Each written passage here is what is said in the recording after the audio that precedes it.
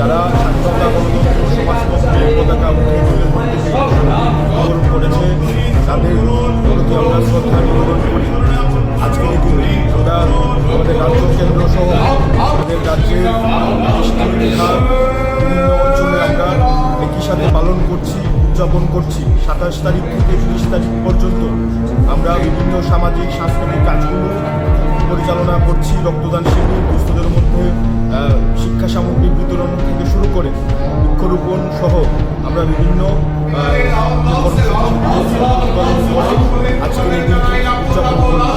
আপনারা জানেন এই সময়ে আমাদের দেশের মধ্যে যে অবস্থা চলছে এর মাধ্যমে, এবং আজকে আমাদের শপথ নিতে হবে আমাদের দেশকে রক্ষা করবার জন্য, দেশের শিক্ষা ব্যবস্থাকে রক্ষা করবার জন্য। এসএফআইয়ের যে সংগ্রাম, সেই সংগ্রামকে আরও বেশি করতে হবে।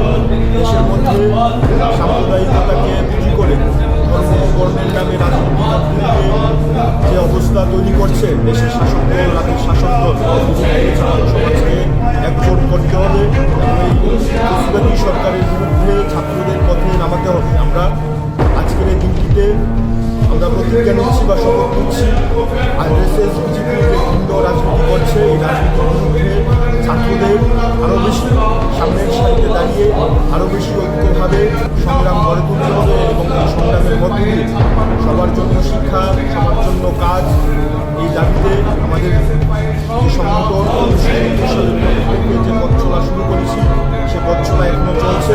আগামী দিনেও ছাত্রদের স্বার্থে আমাদের এই সংগঠনগুলি কাজ করবে এবং যতদিন ছাত্রদের বিভিন্ন সমস্যা থাকবে ততদিন পর্যন্ত ভারতের ছাত্র ফেডারেশন তাদের সংগ্রাম জারি রাখবে।